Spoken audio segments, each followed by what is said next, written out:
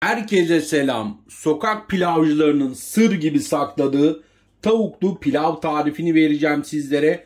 Onun birkaç tıkta üzerinde, çok da lezzetli oluyor bu tarif. Denediğiniz zaman zaten bunu test ederek de anlayacaksınız. Yapımı çok kolay, lezzeti de olay. Hadi başlayalım.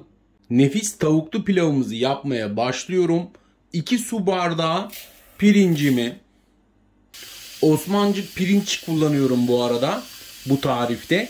Soğuk suda güzelce yıkayacağım ama burada şuna dikkat etmemiz lazım. Pirinçleri kesinlikle kırmıyoruz. Pirinçlerimizi yıkayacağız. Nişastasından arındıracağız. Bakın hemen ne oldu? Bunu döküyorum. 10 dakika soğuk suda bekleteceğim. Daha sonra birkaç defa daha yıkayacağım. Suyun rengi dupduru olmalı ki tane tane bir pirinç pilavı yapalım. Evet, 10 dakika doldu. Bir de güzelce yıkadım. Şöyle bir süzgece koydum. Suyu da güzelce aksın istiyorum. Şimdi tencereme zeytinyağı ben koyuyorum. Zeytinyağı ile yapıp pişireceğim. İsterseniz sıvı yağ da kullanabilirsiniz bu aşamada. Şöyle tereyağı da ilave ediyorum. 3 yemek kaşığı. Pirinçlerimi de ilave ediyorum. Şimdi pirinçlerimizi kavuracağız ama bu aşama çok önemli. Bakın şöyle bir tahta, düz bir tahta kaşık kullanıyorum ben. Şu şekilde alttan alıp şöyle yana çekiyorum. Herhangi bir şekilde kırmıyorum. Bir 5-6 dakika kadar bu şekilde kavuracağım. Daha önceden haşlamış oldum. Yani bir önceki tarifimde tavuk haşlama videom var biliyorsunuz. İzlemeyenler varsa oradan bakabilir. Bir önceki tarifte haşlamış olduğum tavuklarım soğudu. Bunu da kendi isteğinize göre boyutlarda didikleyebilirsiniz. Ben biraz böyle iri iri seviyorum. Bu şekilde didiklerimi içine koyuyorum. 3 su bardağı sıcak tavuk suyu ekliyorum. Bir önceki tarifte zaten tavuk haşlama videosunda elde ettiğim suyu kullanacağım. Oradan bakabilirsiniz. İkinci. Bu da 3. bardak.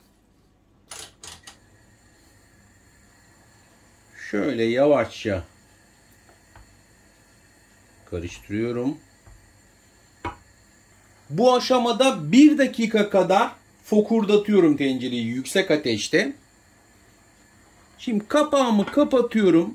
Ocağımın altını da en kısık seviyeye aldım. 16-17 dakikada pişiyor zaten. 17 dakika boyunca pişmesini bekleyeceğim. Daha sonra kontrol edeceğiz zaten suyunu çekip çekmediğini. 17 dakika geçti.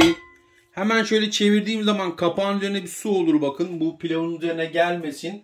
Bunu lavaboya da dökün. Pilavımı kontrol ediyorum. Bakıyorum hemen herhangi bir su var mı diye. Herhangi bir su kalmamış. Pilavımız hazır. Bu aşamada pilavı hiçbir şekilde karıştırmıyoruz bakın. Bu çok önemli bir püf noktadır. Size söyleyebileceğim. Tane tane bir pilav istiyorsanız. Kapağını kapattım. Tenceremin yerini de değiştirdim. Hiçbir şekilde karıştırmadım pilavı. Çünkü burada çok büyük birçok insan biliyorsunuz bu anda pilavı karıştırıyor.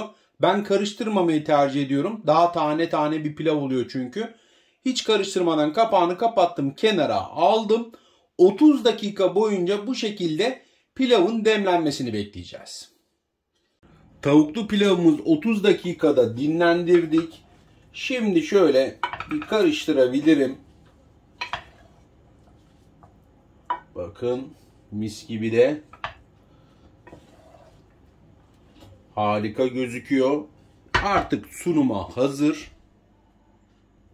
Bir tane de kaseme aldım. Bir sunum yapalım. Bakın arkadaşlar mis gibi gözüküyor. Yapımı da kolay. Lezzeti de olay. Harika bir tavuklu pilav yaptık. Tabağımıza da şöyle bir alalım.